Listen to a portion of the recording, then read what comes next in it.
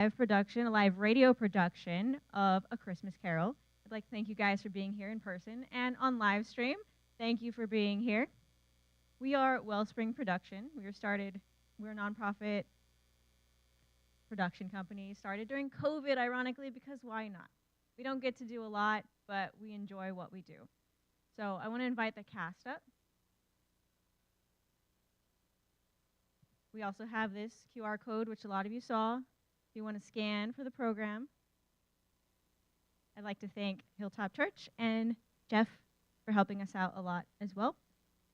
You can see we have a lovely cast, wonderful Foley, which we made in-house.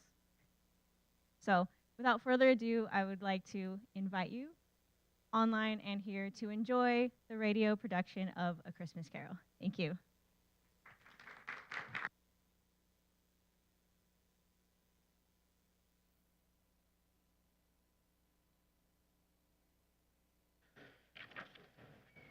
Marley was dead, to begin with. There is no doubt whatever about that. The register of his burial was signed by the clergyman, the clerk, the undertaker, and the chief mourner. Scrooge signed it, and Scrooge's name was good upon anything he chose to put his hand to. Old Marley was as dead as a doornail. Mind, I don't mean to say that I know of my own knowledge what there is particularly dead about a doornail. I might have been inclined myself to regard a coffin nail as the deadest piece of ironmongery in the trade, but the wisdom of our ancestors is in the simile. You will therefore permit me to repeat, emphatically, that Marley was as dead as a doornail. Scrooge knew he was dead? Of course he did. How could it be otherwise? Scrooge and he were partners for I don't know how many years. Scrooge was his sole executor, his sole administrator, his sole friend, and sole mourner. There is no doubt that Marley was dead. This must be distinctly understood, or nothing wonderful can come of the story we are going to relate. Scrooge never painted out old Marley's name. There it stood years afterwards above the warehouse door. Scrooge and Marley. Sometimes people new to the business called Scrooge Scrooge, and sometimes Marley. But he answered to both names. It was all the same to him. Oh, but he was a tight-fisted hand at the grindstone, Scrooge, a squeezing, wrenching, grasping, scraping, clutching, covetous old sinner, hard and sharp as flint, secret and self-contained, and solitary as an oyster. The cold within him froze his old features. He iced his office in the dog days, and didn't thaw at 1 degree at Christmas. No warmth could warm, nor wintry weather chill him. Nobody ever stopped him in the streets to say, "My dear Scrooge, how are you?" No beggars implored him to bestow a trifle. No children asked what it was o'clock. But what did Scrooge care? It was the very thing he liked, to edge his way along the crowded paths of life, warning all human sympathy to keep its distance. Of all the good days in the year, on Christmas Eve, old Scrooge sat busy in his counting house. It was cold, bleak, biting weather, foggy withal. The city clocks had just only gone 3, but it was quite dark already. The door of Scrooge's counting house was open that he might keep his eye upon his clerk, who in a dismal little cell beyond was copying letters. Scrooge had a very small fire, but the clerk's fire was so much very smaller than it looked like one coal. But he couldn't replenish it, for Scrooge kept the coal box in his own room, and so as surely as the clerk came in with the shovel. What do you think you're doing? It's very cold, Mr. Scrooge, and one piece of coal. Would be the cause of your termination. Yes, sir.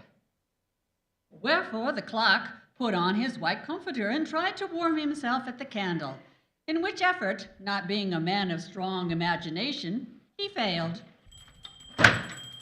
A Merry Christmas, Uncle! God save you!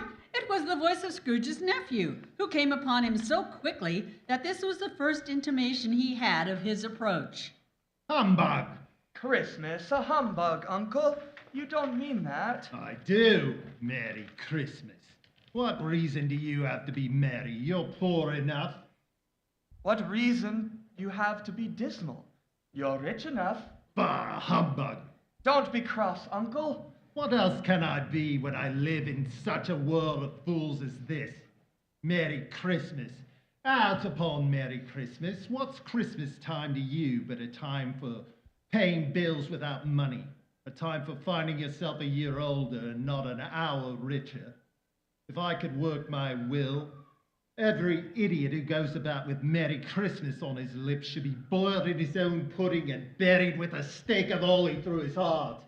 Uncle! Nephew, keep Christmas your own way and let me keep it in mine. Keep it, but you don't keep it. Let me leave it alone then. Much good it has ever done you.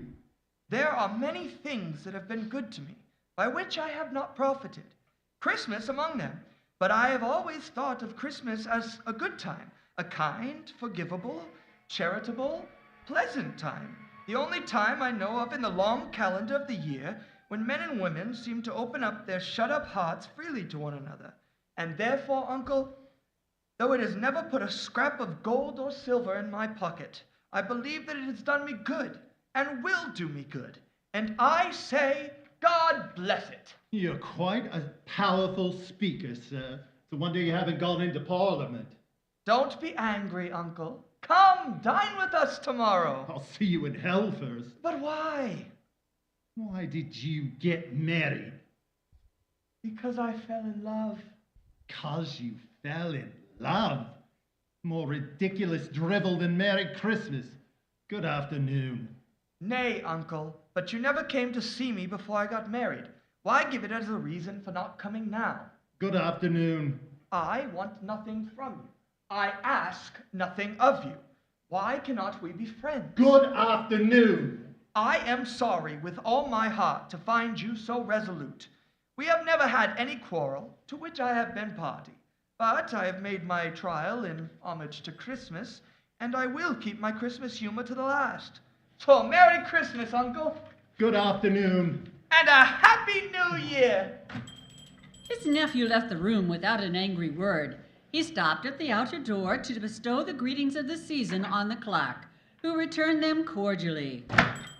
In letting Scrooge's nephews out, he had let two other people in. They were portly gentlemen, pleasant to behold, and now stood in Scrooge's office. They had books and papers in their hand, and bowed to him. Scrooge and Marley's, I believe. Do I have the pleasure of addressing Mr. Scrooge or Mr. Marley? Mr. Marley has been dead 7 years. He died 7 years ago, this very night. We have no doubt that his liberality is well represented by his surviving partner.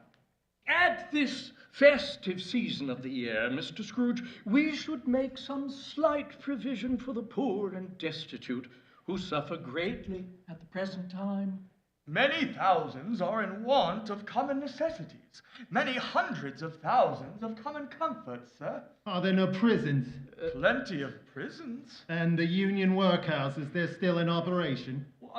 They are. Still, I wish I could say they were not. I'm glad to hear it.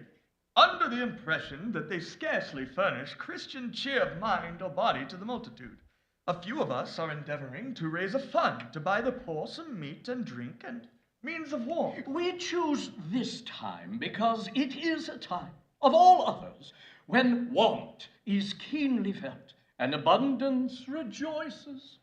What shall I put you down for? Nothing. Oh, you wish to remain anonymous? I wish to be left alone. Since you asked me what I wish, gentlemen, that is my answer. I don't make merry myself at Christmas, and I cannot afford to make idle people merry. I help to support the establishments I mentioned. They cost enough, and those who are badly off must go there. Well, many can't go there. And many would rather die. If they had rather die, then they had better do it and decrease the surplus population. But you could help. That's not my business. Good afternoon, gentlemen. Seeing clearly that it would be useless to pursue their point, the gentlemen withdrew. Clark opened the door for the gentlemen, and upon their exit to the door came about a few carolers, with Christmas cheer about them, But at the first sound of God rest ye merry gentlemen, Let nothing you dismay. Scrooge seized the ruler with such an energy of action, the singers fled in terror. At length, the hour of shutting up the counting house arrived. With an ill will, Scrooge dismounted his stool and tacitly admitted the fact to his expectant clerk. 5 o'clock. I suppose you may close for the evening if you must.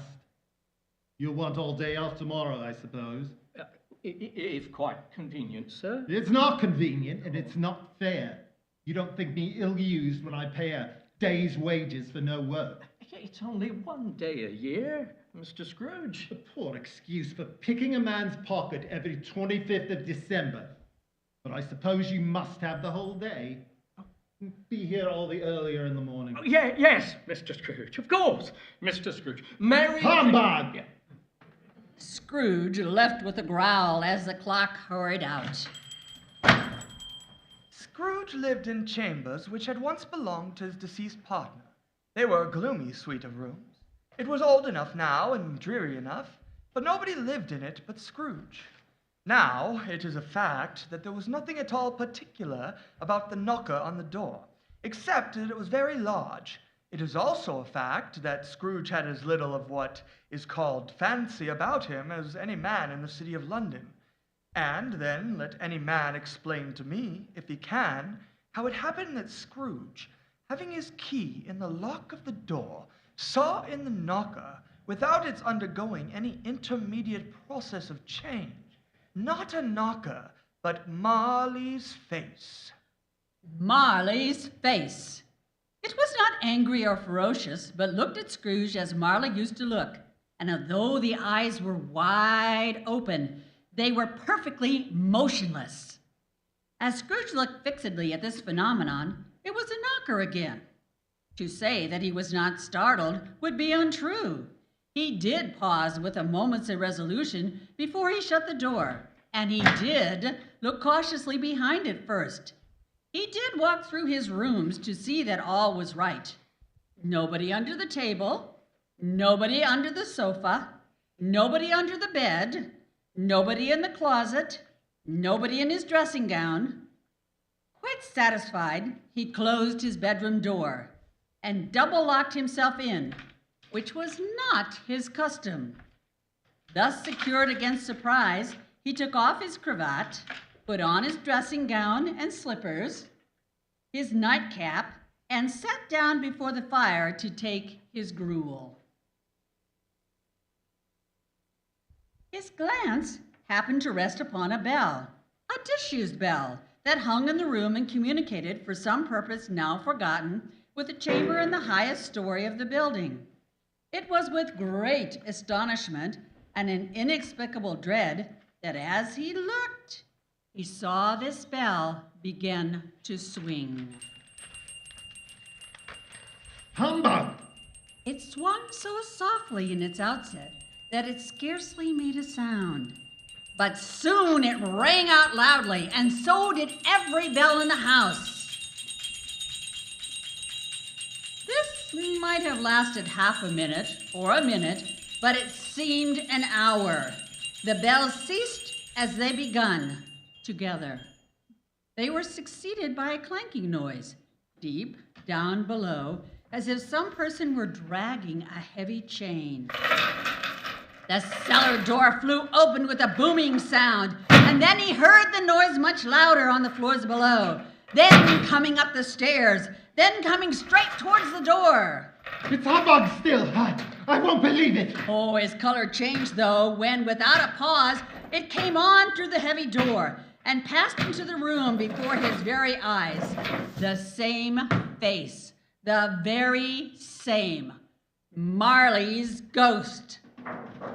The chain he drew was clasped around his middle. It was long and wound about him like a tail. His body was transparent. Ebenezer Scrooge! Humbug! Humbug, I say! Humbug! What do you want with me? Much. Who are you? Ask me who I was. Who were you then? In life, I was your partner, Jacob Marley. Jacob! You don't believe in me. I don't. Why do you doubt your senses? Because a little thing affects them. A slight disorder of the stomach makes them cheat. You may be an undigested bit of beef, a crumb of cheese, a fragment of underdone potato. There's more of gravy than of grave to you, whatever you are.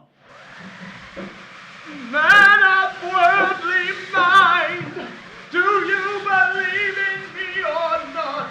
I do! I must, but why do spirits walk the earth and why do they come to me? It is required of every man that the spirit within him should walk abroad among his fellow men. And if that spirit goes forth not in life, it is condemned to do so in death. Why do you wear chains? I wear the chain I forged in life. I forged it link by link and yard by yard, and put it on of my own free will. Yours was as full and heavy 7 Christmas Eves ago. You have labored on it since. Jacob! Speak comfort to me, Jacob! I have none to give. I cannot rest. I cannot stay. In life, my spirit never roved beyond the narrow limits of a money-changing hole, and weary journeys lie before me. 7 years dead and traveling all this time. The whole time. No rest, no peace, incessant torture of remorse. You might have covered a great quantity of ground in 7 years. Oh, captive, bound and double-chained, not to know that no space of regret can make amends for one life's opportunity missed. Yet, such was I. But you are always a good man of business, Jacob. Business? Mankind was my business. The common welfare was my business. Charity, mercy, and benevolence were all my business. The dealings of my trade were but a drop of water in the comprehensive ocean of my business. Hear me! My time is nearly gone. I will, but don't be hard on me. I am here tonight to warn you that you have yet a chance and hope of escaping my fate. Oh, yes, you were always a good friend to me. You will be haunted by 3 spirits. Is that the chance you spoke of, Jacob? It is. I think I'd rather not. Without their visits, you cannot hope to shun the path I tread. Expect the first tomorrow, when the bell tolls 1. Oh, couldn't I take them all at once and have it over with, Jacob? Expect the second on the next night, at the same hour. The third upon the next night, when the last stroke of 12 has ceased to vibrate. Look to see me no more, and look for your own sake that you remember what has passed between us. The apparition walked backwards from him, and at every step it took, the window raised itself a little. Scrooge became sensible of a confused noises in the air, incoherent sounds of lamentation and regret, wailings inexpressibly sorrowful and self-accusatory. The specter, after listening for a moment, joined in the mournful dirge and floated out upon the bleak, dark night. Scrooge followed to the window, desperate in his curiosity. The air was filled with phantoms. Every one of them wore chains like Marley's ghost. The misery with them all was clearly that they thought to interfere for good in human matters and had lost the power forever. Eventually, they and their spirit voices faded together into the mist. and the night became as it had been when Scrooge walked home. Scrooge closed the window, and he tried to say, bug, but stopped at the first syllable, and being much in need of repose, went straight to bed without undressing, and fell asleep upon the instant. When Scrooge awoke, it was so dark that he could scarcely distinguish the transparent window from the opaque walls of his chamber. He was endeavoring to piece together the darkness when the chimes of a neighboring church struck the 4 quarters. So he listened for the hour. To his great astonishment, the heavy bell went on from 6 to 7, and from 7 to 8, and regularly up to 12. Then stopped.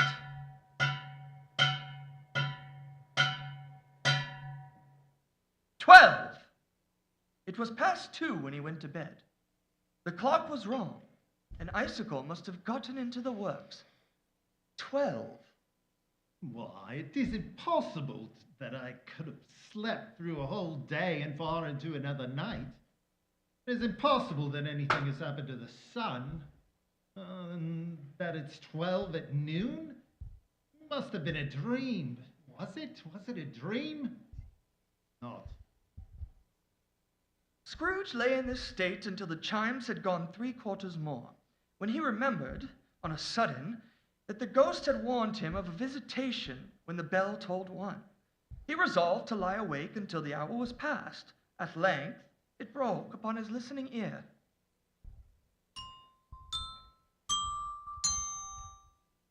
Quarter past.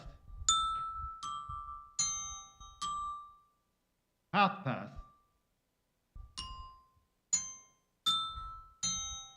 Quarter to it. The hour itself. And nothing else. He spoke before the hour bell sounded, which it now did with a deep, dull, hollow, melancholy 1. Light flashed up in the room upon the instant, and the curtains of his bed were drawn aside, I tell you, by a hand.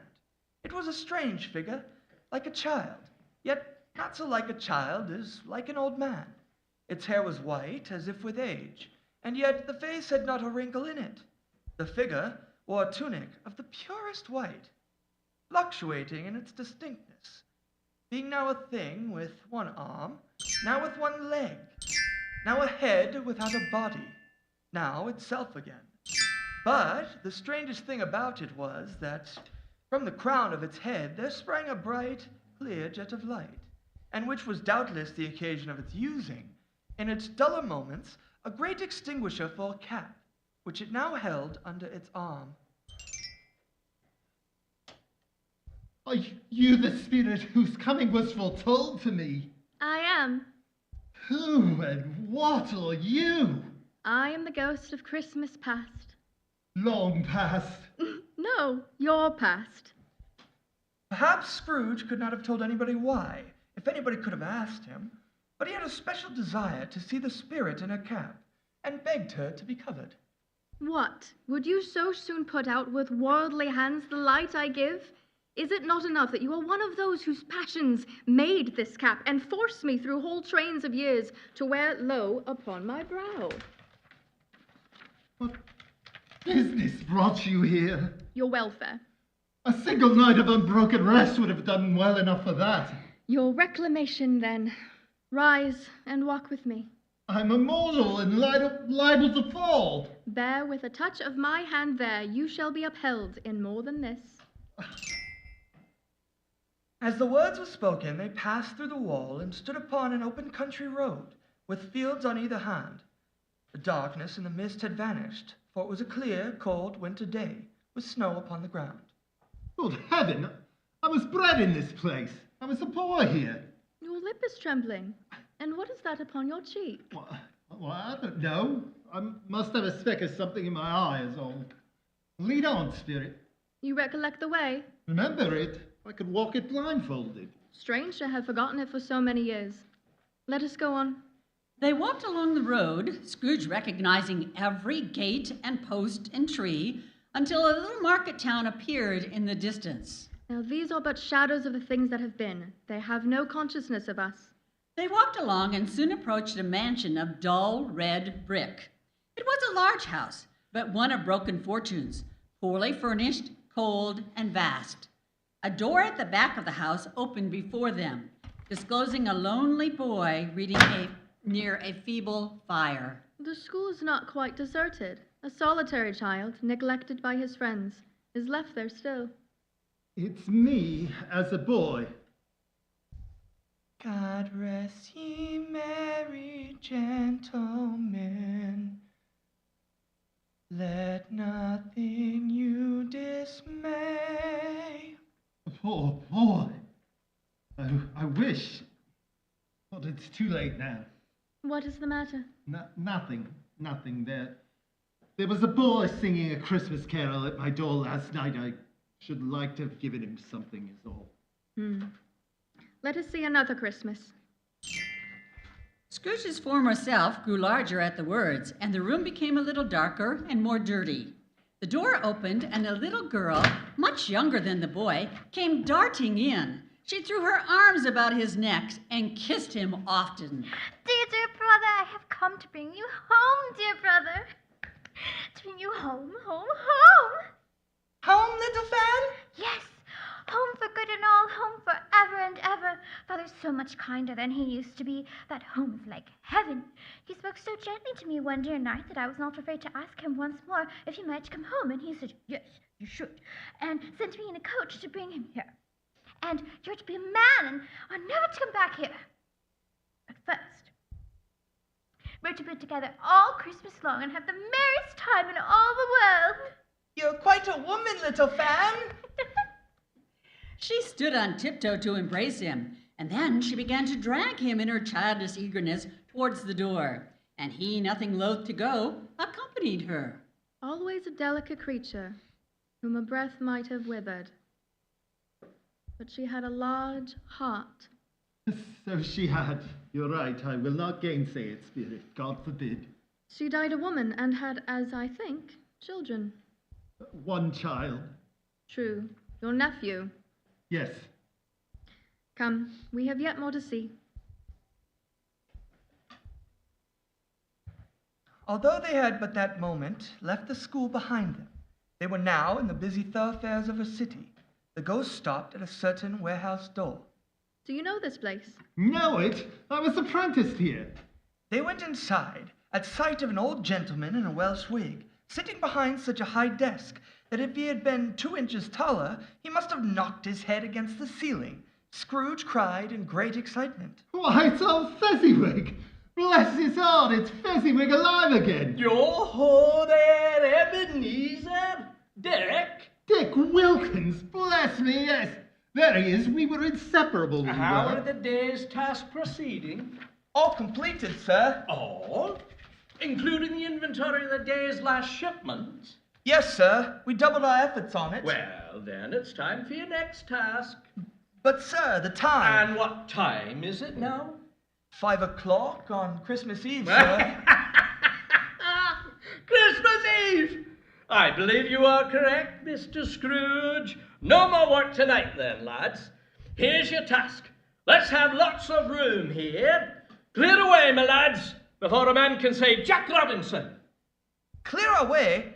There was nothing they wouldn't or couldn't have cleared away with old Fezziwig looking on. It was done in a minute, and the warehouse was as snug and bright as a ballroom as you would desire to see upon a winter's night. In came a fiddler and went up to the lofty desk. In came Mrs. Fezziwig, now accompanied by family and friends. In came all the young men and women employed in the business. In they all came, one after another, anyhow and everyhow. Finally, Mr. Fezziwig took the stage. Welcome to all, and a very Merry Christmas. Are the dancers ready? Well then, let the music begin. Away they all went, 20 couples at once, round and round in various stages of affectionate grouping. But if there had been twice as many, 4 times, old Fezziwig would have been a match for them, and so would Mrs. Fezziwig. As to her, she was worthy to be his partner in every sense of the term. Advance and retire, both hands to your partner, bow and curtsy, corkscrew, thread the needle, and back again to your place. You couldn't have predicted at any given time what would become of them all next. There were forfeits and more dances, and there was cake and plenty of food and drink. Old Scrooge acted like a man out of his wits. His heart and soul were in the scene and with his former self. He remembered everything, enjoyed everything, and underwent the strangest agitation. When the clock struck 11, this domestic ball broke up. Mr. and Mrs. Fezziwig took their stations, one on each side of the door, and, shaking hands with every person as they went out, wished them a Merry Christmas. Well done indeed. Merry Christmas, everyone. A small matter to make these silly folks so full of gratitude. Small? Why, is it not? He has spent but a few pounds of your mortal money, 3 or 4 perhaps. Is that so much so that he deserves such praise? Isn't that? It isn't that, Spirit. He has the power to render us happy or unhappy, to make our service light or burdensome, a pleasure or a toil. Say that his power lies in words and looks, in things so slight and insignificant that it's impossible to add them up. What then? The happiness he gives is quite as great as if it cost a fortune. What is the matter? Nothing particular. Something, I think. No. I should like to be able to say a word or two to my clerk just now, that's all. My time grows short. Quick. Again, Scrooge saw himself. He was now a man in the prime of life. There was an eager, greedy, restless motion in the eye, which showed the passion that had taken root. He was not alone, but sat by the side of a fair young girl in a mourning dress, in whose eyes there were tears.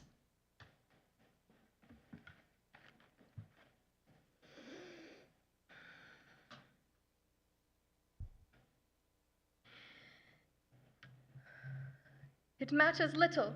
To you, very little. Another idol has displaced me, and if it can share and comfort you in time to come, as I would have tried to do, I have no just cause to grieve. What idol has displaced you? A golden one. This is the fault of the world. There is nothing on which it is so hard as poverty, and there is nothing it professes to condemn more with such severity as the pursuit of happiness or wealth. You fear the world too much, Ebenezer. All your other hopes have merged into the hope of being beyond the chance of its sordid reproach. I have seen all your other hopes and dreams fade away until the master passion, gain, has consumed you. Have I not? What then? Even if I have grown so much wiser, what then? My feelings towards you have not changed. Have they? We fell in love when we were both young and poor, and content to be so until, in good season, we could improve our worldly fortune by our patience. You are changed. When we met, you were another man. I was a boy. Oh, your own feelings tell you that you were not what you are. I am. That which promised happiness when we were in one heart is fraught with misery now that we are two. Oh, how often and how keenly I have thought of this, I will not say. It is enough that I have thought of it, and can release you. Have I ever sought release? In words? No, never. In what, then? In a changed nature, in an altered spirit, in everything that made my life of any worth or value in your sight. If this had never been between us, tell me, would you seek me out and try to win me now? No. You think not? I would gladly think otherwise if I could. Heaven knows. But if you were free today, tomorrow, yesterday, can I even believe that you would choose a poor girl? You, who in your very confidence with her weigh everything by gain. Or choosing her, do I not know that your repentance when regret would surely follow? I do. And I release you with a full heart, for the love of him that you once were. You may the memory of our time together half makes me hope you will have pain in this. A very, very brief time. And you will dismiss me altogether as an unprofitable dream from which you awoke. May you be happy in the life you have chosen.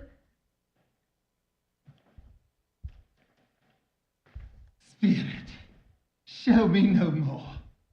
Take me home. Why do you delight to torture me?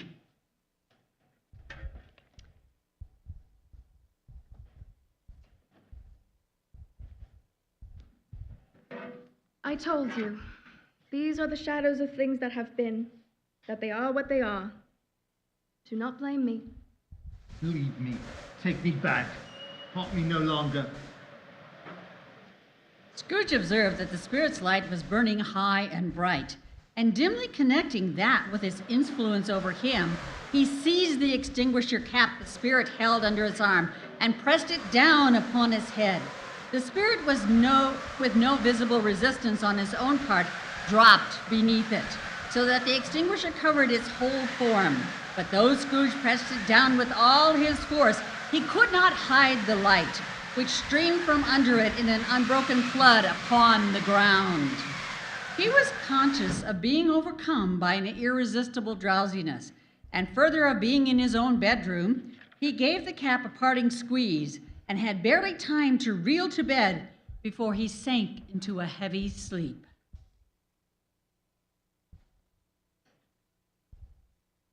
Awaking in the middle of a prodigiously tough snore, and sitting up in a bed to get his thoughts together, Scrooge had no occasion to be told that the bell was again upon the stroke of 1. Now, being prepared for almost anything, he was not by any means prepared for nothing, and consequently, when the bell struck 1 and no shape appeared, he was taken with a violent fit of trembling. 5 minutes, 10 minutes, a quarter of an hour went by, yet nothing came save for the very core and center of a blaze of ruddy light, which streamed upon his bed. At last, he began to think that the source and secret of this ghostly light might be in the adjoining room. This idea, taking full possession of his mind, he got up softly and shuffled in his slippers to peep round the door. Scrooge! Come in! There, in an easy state upon this couch, sat a jolly giant, glorious to see. It was clothed in one simple deep green robe, bordered with white fur, and on its head it wore no other covering than a holly wreath set here and there with shining icicles. Its dark brown curls were long and free as its genial face, its sparkling eye, its open hand, its cheery voice, its unconstrained demeanor, and its joyful air. Ebenezer Scrooge. Come here and know me better, man. Who are you? I am the ghost of Christmas present. Look upon me. You've never seen the like of me before. Never. Have never walked forth with the younger members of my family, meaning, for I am very young. My elder brothers, born in these later years. I don't think I have. Have you many brothers, Spirit? More than 1,800. A tremendous family to provide for, Spirit. Lead me where you will. I've learnt a great lesson last night that is working on me now. Tonight, if you have anything to teach me, let me profit by it. Touch my robe. Scrooge did as he was told and held it fast. All vanished instantly, and they stood in the city streets on Christmas morning. The sky was gloomy. There was nothing very cheerful in the climate or the town, and yet the people who were shoveling away on the housetops were jovial and full of glee. Customers at the nearby grocer's were also hurried and so eager in the hopeful promise of the day that they tumbled up against each other at the door, crashing their wicker baskets wildly, and committed hundreds of the like mistakes in the best humor possible. Suddenly, and without warning, 2 such fellows rounded the street corner where Scrooge and the spirit stood, bounding into each other and sending their respective purchases tumbling to the ground. Perhaps it was the pleasure the good spirit had in showing off this power of his, or else it was his own kind, generous, hearty nature, and his sympathy with all poor men that led them straight to the home of Scrooge's clerks. For there he went, and on the threshold of the door the spirit smiled, and stopped to bless Bob Cratchit's dwelling with the sprinklings of his torch. Miss Cratchit, Bob Cratchit's wife, dressed out but poorly in a twice-turned gown, merrily hustled back and forth between the stove and the dining table. Smooth that corner, Belinda. Yes, Mom. Peter! I'm mashing as fast as I can. Good, Peter, good. Now, what has ever happened to your father? Your brother Tiny Tim? And Martha's never been this late. Oh, here's Mother Martha. Oh, Martha! Smell the goose, Martha. Why, bless my heart alive, my dear, how late you are. Oh, we had a deal of work to finish up this last night and had to clear away this morning, Mother. Well, never you mind so long as you're here. Set yourself beneath by Father! the fire. Father's coming. Hide, Martha. So Martha hid herself, and in came Bob with his threadbare clothes donned up and brushed, to look seasonable, and Tiny Tim upon his shoulder. Alas, for Tiny Tim, he bore a little crutch, and had his limbs supported by an iron frame. Hello, my dears. Hello, Robert. Why, where's our Martha? Oh, not coming. Not coming. Not coming on Christmas Day. Here I am, Father. Oh, Martha. Why are you... Oh, my dear. And how did little Tiny Tim behave? Oh, as good as gold. And better. Somehow, he gets thoughtful sitting by himself so much, and he thinks the strangest things you ever heard. Coming home, he told me that he hoped the people saw him in the church because he was a cripple, and it might be pleasant to them to remember upon Christmas Day who made lame beggars walk and blind men see. He's a remarkable child, Robert. Yes, and growing strong and hearty. Master Peter went to fetch the goose, with which he soon returned in high procession. Such a bustle ensued that you might have thought a goose, the rarest of all birds, a feathered phenomenon. Time to eat. Oh, finally. It's time! Goose! What about my potatoes? We get potatoes all the time. Oh, wow, but these are special potatoes, love. Blessed by Father Christmas himself. Really? Really? I don't believe it. I'm sure they don't taste any different than any others. Not to you, And why would that be? because they're flavored with the milk of human kindness, a flavor completely unknown to your palate. Bow your heads, my dears. Lord, we thank you for this bounty that you have blessed us with. Bouncy? He's delusional. It must be the effects of prolonged exposure to the cold in the workplace. We thank you for the bounty of fellowship that you have seen fit to bestow upon us, and thank you for the gift of family. Amen. Amen. At last the dishes were set on and grace was said. It was succeeded by a breathless pause, and Mrs. Cratchit prepared to plunge the carving knife into the goose. When she did, one murmur of delight arose all around the table. I don't believe there was ever such a goose cooked. The children seem to agree. Of course, there won't be proof of it left soon. Well, perhaps it's time to seek proof in the, well... Oh, right you are, my love. Right you are. As long as it's ready. Miss Cratchit left the room alone, too nervous to bear witness to take the pudding up and bring it in. Suppose it should not be done enough. Suppose it should break in turning out. Suppose somebody should have got over the wall of the backyard and stolen it while they were merry with the goose. Now, my dear ones, we are in for such a holiday treat. Prepare yourselves, make ready. In half a minute, Mrs. Cratchit entered, flushed but smiling proudly with the pudding. Pudding! Oh, a wonderful pudding. Yes, Mother. This, my dear, is the greatest achievement by you since our marriage. Certainly. This pudding is a blessing. Indeed it is. A Merry Christmas to us all, my dears. God bless us. God bless us, everyone. Spirit, tell me if Tiny Tim will live. I see a vacant seat in a poor chimney corner, and a crutch without an owner, carefully preserved. If these shadows remain unaltered by the future, the child will die. Oh, no. Oh, no. Kind Spirit, say Say he will be If spared. these shadows remain unaltered by the future, none others of my race shall find him here. What then?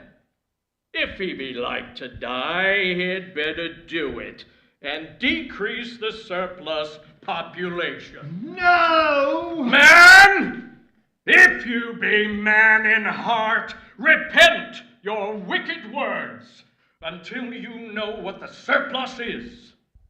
Will you decide what men shall live, what men shall die? It may be that in the sight of heaven you are more worthless and less fit to live than millions like this poor man's child. Mr. Scrooge, I give you Mr. Scrooge, the founder of the feast. The founder of the feast, indeed. I wish I had him here. I'd give him a piece of my mind to feast upon, and I'd hope he'd have a good appetite for it. My dear, please, the children, Christmas Day. It should be Christmas Day when one is forced to drink to the health of such an odious, stingy, odd, unfeeling man as Mr. Scrooge. You know he is, Robert. Nobody knows it better than you do, poor fellow. My dear, Christmas Day. Oh, I'll drink to his health for your sake, and for the day's, but not for his. Long life to him, a Merry Christmas and a Happy New Year. He'll be very merry and very happy, I have no doubt. The children drank toast after her. It was the first of their proceedings which had no heartiness in it. After it passed away, they were 10 times merrier than before. No one's ever toasted me before. And I can't remember anyone being saluted with such enthusiasm. Of an announcement, my dears. What is it, Robert? I believe I have found a position for our Peter. Master Peter. It will bring in 4, 5, and 6pence weekly. Oh, Master Peter, indeed. I believe I shall begin to invest. Well, I'll tell you what I shall do immediately. Sleep in tomorrow. Oh, that is certainly a holiday blessing we can all enjoy. Come now, it's nearly time to carol. They're not a very handsome family. But they are contented with the time they have together.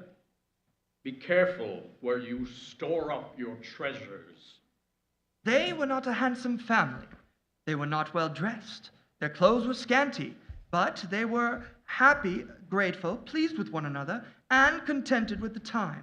And as the Spirit ushered Scrooge out the door, Scrooge kept his eye upon them, and especially on Tiny Tim until the last. It was a great surprise to Scrooge to hear a hearty laugh. It was a much greater surprise to recognize it as his own nephew's, and to find himself in a bright, gleaming room with the Spirit standing smiling by his side, and looking at the same nephew with approving affability. There was nothing in the world so irresistibly contagious as laughter and good humor. When Scrooge's nephew laughed this way, holding his sides and rolling his head and twisting his face into the most extravagant contortions, Scrooge's niece by marriage laughed as heartily as he, and their assembled friends roared out lustily.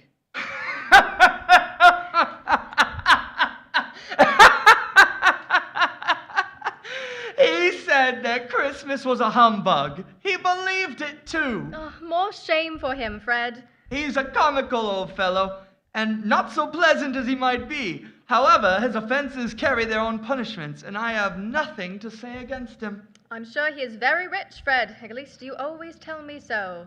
What of that, my dear? His wealth is of no use to him. He don't do any good with it. He doesn't make himself or us comfortable with it. I feel quite comfortable in my home. Is that with the one lump of coal, or when you splurge and actually add a second to the fire? I have no patience with him. I can't believe anyone would. Thank you, sister. I have. I am sorry for him. I couldn't be angry with him if I tried. Who suffers by his ill whims? Himself, always. Too much eggnog, Fred. Here, he takes it into his head to dislike us, and he won't come dine with us. What's the consequence? He don't lose much of a dinner. Oh, indeed? I think he loses a very good dinner. Better than he deserves.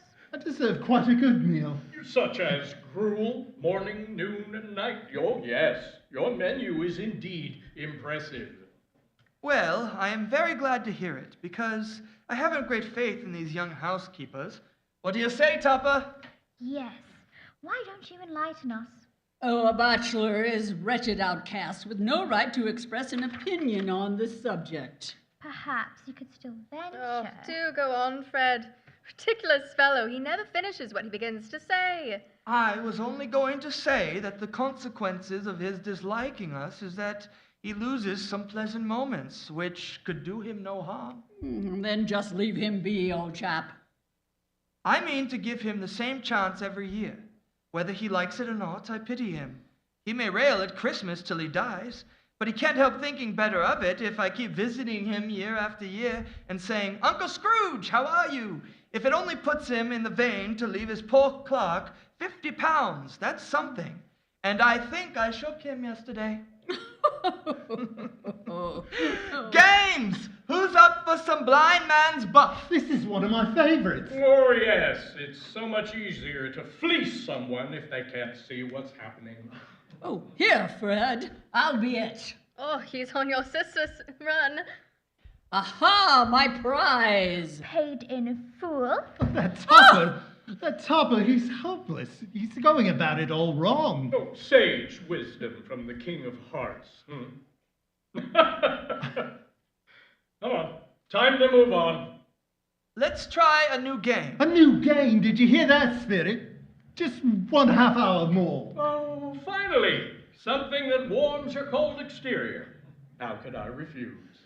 This is called Yes and No. No more blind man's buff? No.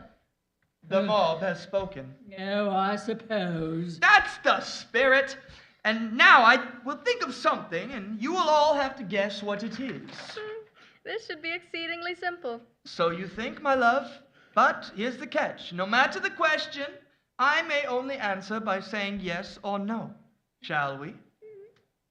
Very well. I am thinking of an animal. Dead? No. So it's alive? Yes. Is it an agreeable animal? No. Is it disagreeable? Oh, it's a good thing he's so handsome. Yes. Is it savage? Yes. Does it grunt and growl? Yes. Does it talk? Yes. Sometimes. Oh, that was cheating. Yes, in the name of domestic tranquility. It could be a monkey. Or a monkey's uncle.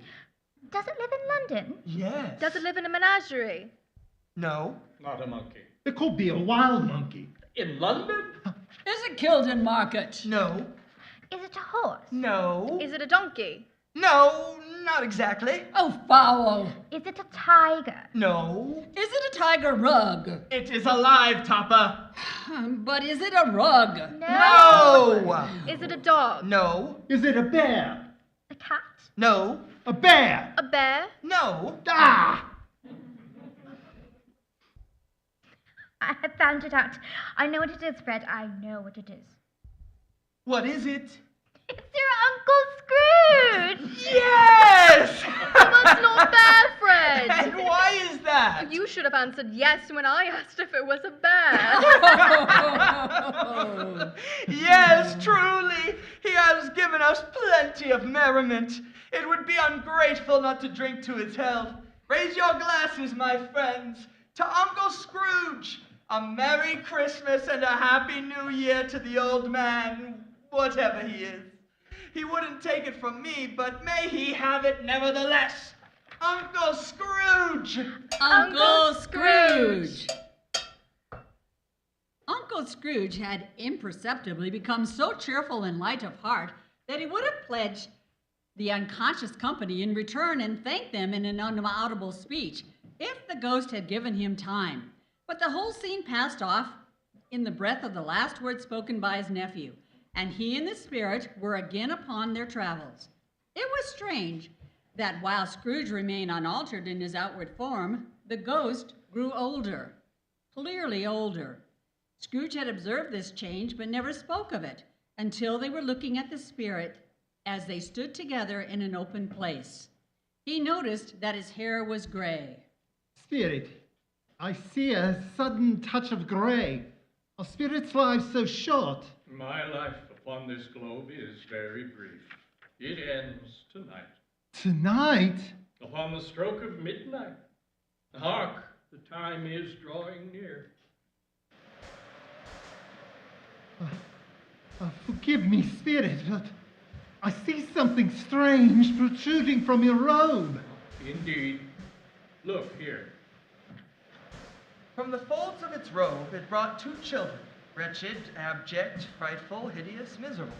They knelt down at its feet and clung upon the outside of its garment. They were a boy and a girl, yellow, meager, ragged, scowling, wolfish, but prostrate too, in their humility. Where graceful youth should have filled their features out and touched them with its freshest tints, a stale and shriveled hand, like that of old age, had pinched and twisted them and pulled them into shreds. Spirit, are they yours? They are man's, and they cling to me, appealing from their fathers. This boy is ignorance. This girl is want. Beware them both and all their degree, but most of all beware this boy. For on his brow I see that written which is doom, unless the writing be erased. Have they no refuge or resource? Are there no prisons? No! Are there no workhouses? No! Are there no prisons? Are there no workhouses? No! Are there no prisons? Are there no workhouses? No! No! No!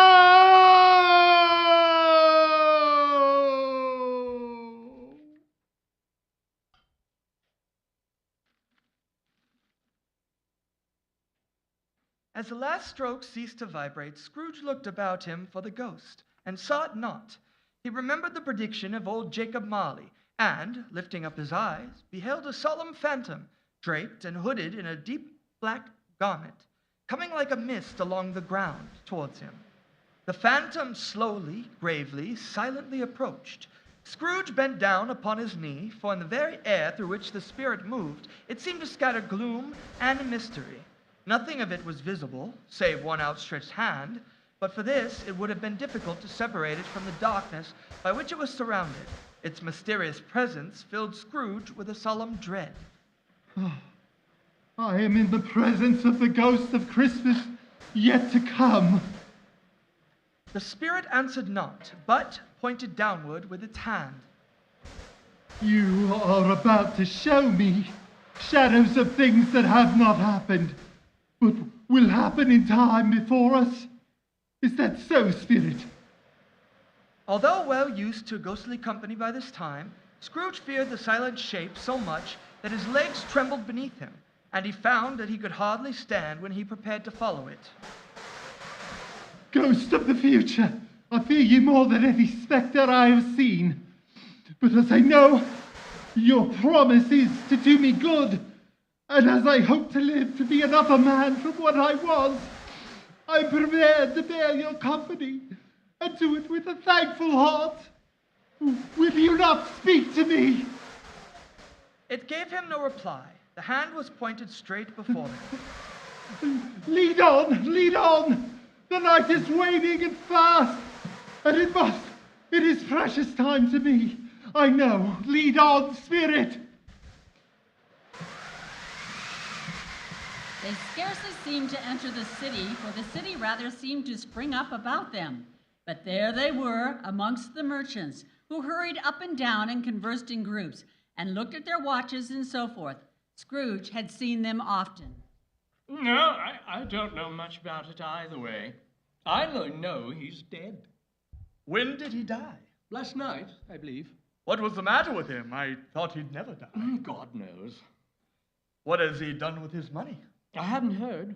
Left it to his company, perhaps. Hasn't left it to me, that's all I know. It's likely to be a very cheap funeral. For, upon my life, I don't know of anybody to go to it. Suppose we make up a party and volunteer. I don't mind going if lunch is provided, but I must be fed. I'll offer to go if anybody else will. When I come to think of it, I'm not at all sure that I wasn't his most particular friend, for we used to stop and speak whenever we met. Spirit, I know these men and this place. It is my accustomed time of day to be here, yet I see myself not. Why, Spirit? They left the busy scene and went into an obscure part of the town, where Scrooge had never penetrated before. Although he recognized its situation and its bad repute, the ways were foul and narrow, the shops and houses wretched, the people half naked and drunken. Life upon these straggling streets reeked with crime, with filth and misery. Far in this den of infamous resort, there was a low-browed, beetling shop, where iron, old rags, bottles, bones, and greasier fall were bought. Upon the floor within were piled up heaps of secrets that few would like to scrutinize, hidden in mountains of rusty keys, chains, and unseemly rags. Sitting in among the wares he dealt in was a gray-haired rascal, nearly 70 years of age, who smoked his pipe in all the luxury of calm retirement. Scrooge and the Phantom came into the presence of this man just as a woman with a heavy bundle slunk into the shop. But she had scarcely entered when another woman, similarly laden, came in too. Oh, let the charwoman alone to be the first, the laundress to be the second. Look here, old Joe. Here's a chance if we haven't all met here without meeting it. You couldn't have come to a better shop, me dears. Come in, come in. You ain't strangers. Every person has a right to take care of themselves. He always did. Well, that's true indeed, no men more so. Why, then don't just stand there staring as if you was afraid. Who's the wiser? We're not going to pick holes in each other's coats, I suppose. No, indeed, we should hope not. Very well, then, that's enough. Who's the worse for the loss of a few things like these? Not a dead man, I suppose. No, indeed. If he wanted to keep them after he was dead, why wasn't he better in life? If he had been, he'd have had someone to look out after him after his death, instead of lying there gasping out his last breath alone. It's the truest word that was ever spoke. It's a judgment on him. Oh, I wish he was a little heavier one. Helping me bundle, Joe. Let me be the first to know the value of it. I'm not afraid to be the first. We knew we was helping ourselves. It's no sin. Helping me bundle, Joe. Patience, love, patience. Oh, bah. Sheets, towels, a little wearing apparel, 2 old-fashioned silver teaspoons, a pair of sugar tongs, and a few boots. I always give too much to the ladies. It's a weakness of mine, and that's the way I ruin myself. That's your account. If you ask me for another penny, I'd repent of being so liberal and knock off half a crown. Undo me bundle now, Joe. What you call this? Bed curtains? Bed curtains. You don't mean to say that you took 'em down with him laying there? Yes, I do. Why not? Well, you were born to make your fortune, and you'll certainly do it. Don't drop that oil upon them blankets now. His blanket? Oh, whose else do you think? He's not likely to take cold without him, I dare say. I hope he didn't die of anything contagious. Oh, don't you be afraid of that. I ain't so fond of his wares to have stuck around if he was. You may look through that shut till your eyes ache, but you won't find a hole. It's the best he had. They'd have wasted it if it hadn't been for me. Well, what do you call the wasting of it? Putting it on him to be buried in. Somebody was fool enough to do it, but I took it off again. Dressed him in calico, I did. He frightened everyone away from one when he was alive, to profit us when he was dead. True. Now, come, my ladies, let's have a pint on the dead.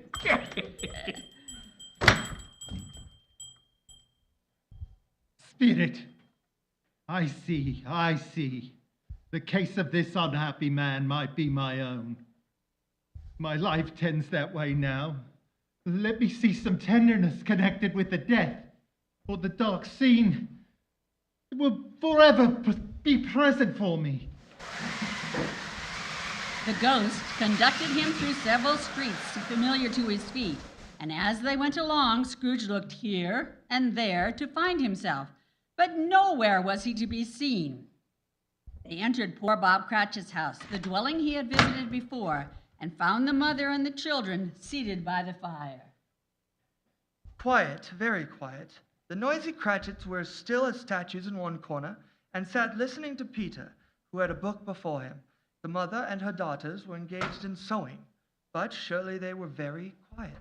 The mother laid her work upon the table and put a hand to her face.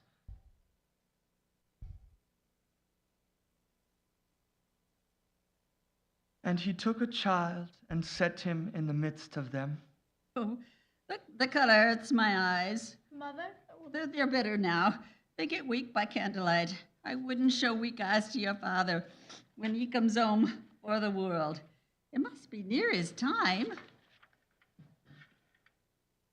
Past it, rather, but I think he's walked a little slower these last few evenings, Mother.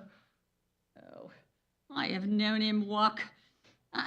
I've known him walk with Tiny Tim upon his shoulders very fast indeed. And so have I. So have I.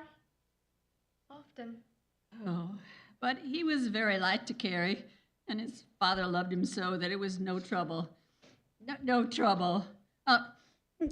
There's your father at the door. Hello, my dears. Oh, welcome home, Robert. Oh, look how busy you've all been. You'll be done long before Sunday. Sunday? You went today then, Robert? Yes, my dear. I wish I could have gone. It would have done you good to see how green a place it is. I'm sure it is, Father. Oh, but you'll see it often. Yeah, I promised him. I promised him that I would walk there on Sundays. My child. My little child. He broke down all at once. He couldn't help it. When he had thought a little and composed himself, he was reconciled to what had happened. I saw Mr. Scrooge's nephew on my way home, and he inquired as to why I looked down. And when I told him, he said, "I am heartily sorry for it, Mr. Cratchit." And he gave me his card and remarked that if he could be of any service to us in any way, to please call on him. Oh, I'm sure he's a good soul, Robert. And I shouldn't at all be surprised if he should help to find Peter better employment. Do you hear that, Peter? And then Peter will find a sweetheart and set up home for himself. Get along with you. Oh, it's just as likely as not one of these days. Though there's plenty of time for that, my dear. But, however, and whenever we part from one another, we shall none forget poor Tiny Tim and this first parting. Never, Father. I'm happy. I'm very happy.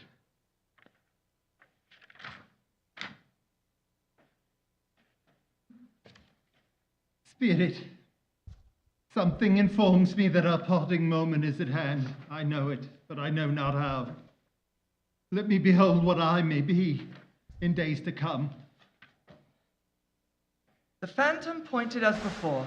When they reached an iron gate, Scrooge paused to look round before entering. A churchyard, walled in by houses, overrun by grass and weeds. The spirit stood among the graves and pointed down to one. Before I draw nearer to that stone to which you point, answer me one question. Are these the shadows of the things that will be, or are they shadows of things that may be only?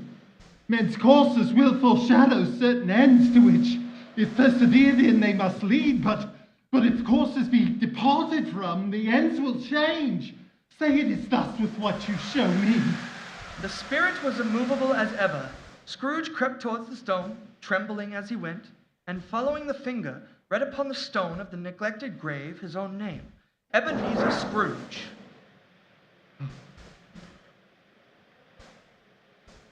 Am I that man who lay upon the bed? The finger pointed from the grave to him and back again. No, spirit! Oh, no, no, Spirit, hear me. I am not the man I was. I will not be the man I must have been, but all this visitation, why, show me this if I am past all hope. For the first time, his hand appeared to shake. Good Spirit, your nature intercedes with me and pities me. Assure me that I yet may change these shadows you have shown me by an altered life.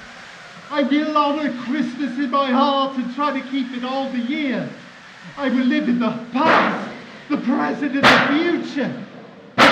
The spirits of all three shall strive within me. I will not shut them out. All the lessons that they teach. Tell me that I may smudge away the writing on this stone. In his agony, Scrooge caught the spectral hand. It sought to free itself, but he was strong in his entreaty, and detained it. The spirit, stronger yet, repulsed him. Holding up his hands in a last prayer to have his fate reversed, he thought he saw an alteration in the phantom's hood and dress. It shrunk, collapsed, and finally dwindled down into a bedpost. Yes, and the bedpost was his own. The bed was his own. The room was his own. But best and happiest of all, the time before him was his own to make amends in. I will live in the past, the present, and the future. The spirits of all three shall strive within me. Oh, Jacob Marley, heaven and Christmas time be blessed for this. I say it on my knees. Oh, Jacob, on my knees. The bed curtains, they're not torn down, rings and all. They're here. I'm here. The shadows of the things that would have been be dispelled. They will be. I know they will. I don't know what to do. I'm as light as a feather. I'm as happy as an angel. I'm as merry as a schoolboy. I'm as giddy as a drunken man. A happy new year to all the world. Really, for a man who has been out of practice for so many years, it was a splendid laugh, a most illustrious laugh, the father of a long line of brilliant laughs. I don't know what day of the month it is. I don't know how long I've been among the spirits. I don't know anything. I'm quite a baby. Running to the window, he opened it and put out his head.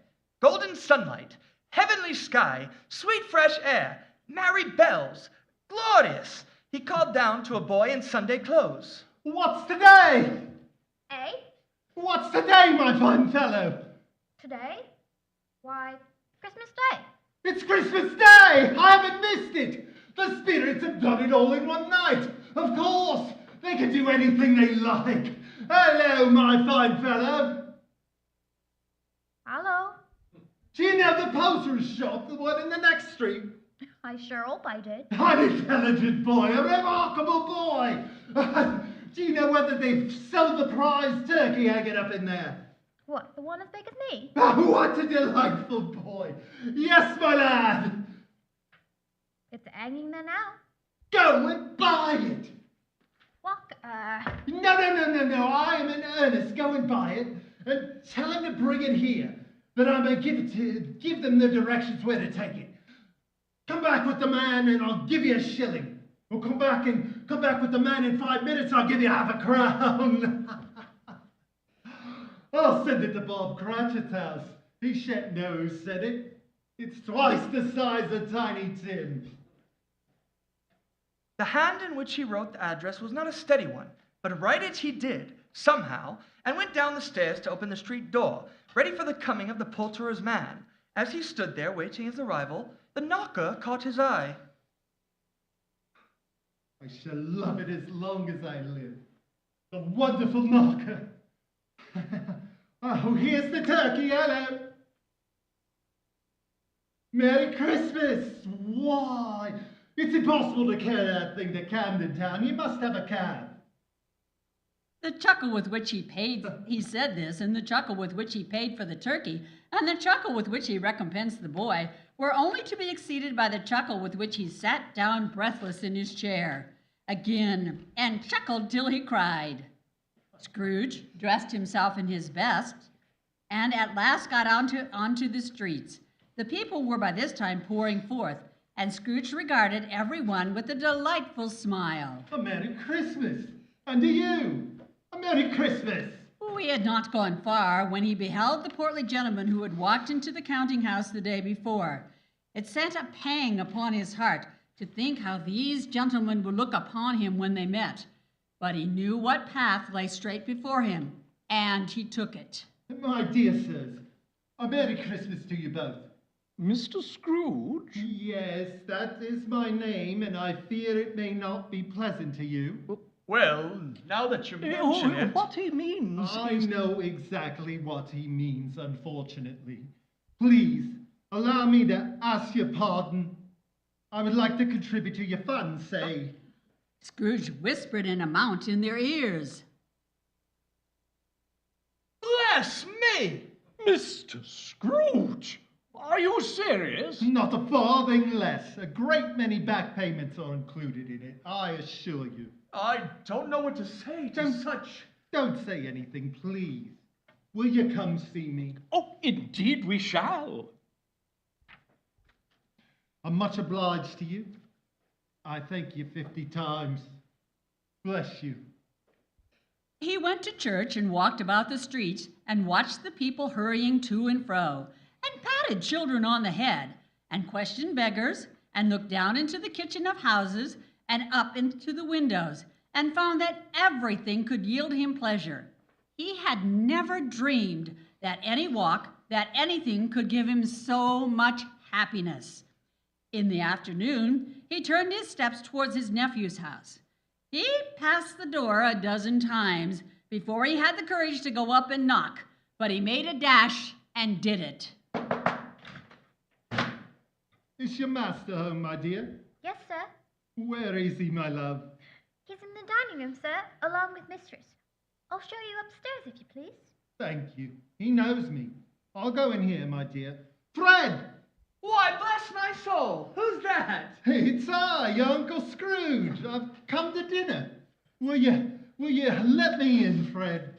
Let him in. It is a mercy he didn't shake his arm off. He was at home in 5 minutes. Nothing could be heartier. Wonderful party, wonderful games, wonderful unanimity, wonderful happiness. But he was early at the office next morning. Oh, he was early there. If he could only be there first and catch Bob Cratchit coming in late. That was the thing he had set his heart upon. And he did it. Yes, he did. The clock struck 9. No Bob. 1/4 past. No Bob. He was full 18 minutes and a half behind his time. Scrooge sat with his door wide open that he might see him come in. His hat was off before he opened the door. His comforter, too. He was on his stool in a jiffy, driving away with his pen, as if he were trying to overtake 9 o'clock. Hello. What do you mean by coming here at this time of day? I'm very sorry, sir. You are.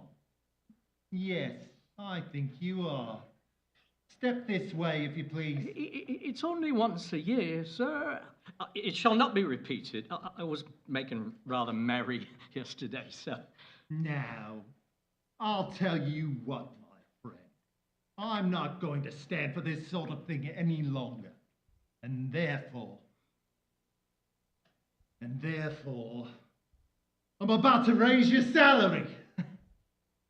Mr. Scrooge? A Merry Christmas, Bob. A merrier Christmas, my good fellow, than I've given you for many a years. I'll raise your salary, and I endeavor to assist your struggling family. Now, make up the fires and buy another coal scuttle. Buy another coal scuttle before you can dot another I, Bob Cratchit. Scrooge was better than his word. He did it all, and infinitely more. And to Tiny Tim, who did not die, he was a second father. He became as good a friend, as good a master, and as good a man as the good old city knew. And it was always said of him that he knew how to keep Christmas well, if any man alive possessed the knowledge. May that truly be said of us, and of all of us. And so, as Tiny Tim observed, God bless us, everyone. Well done.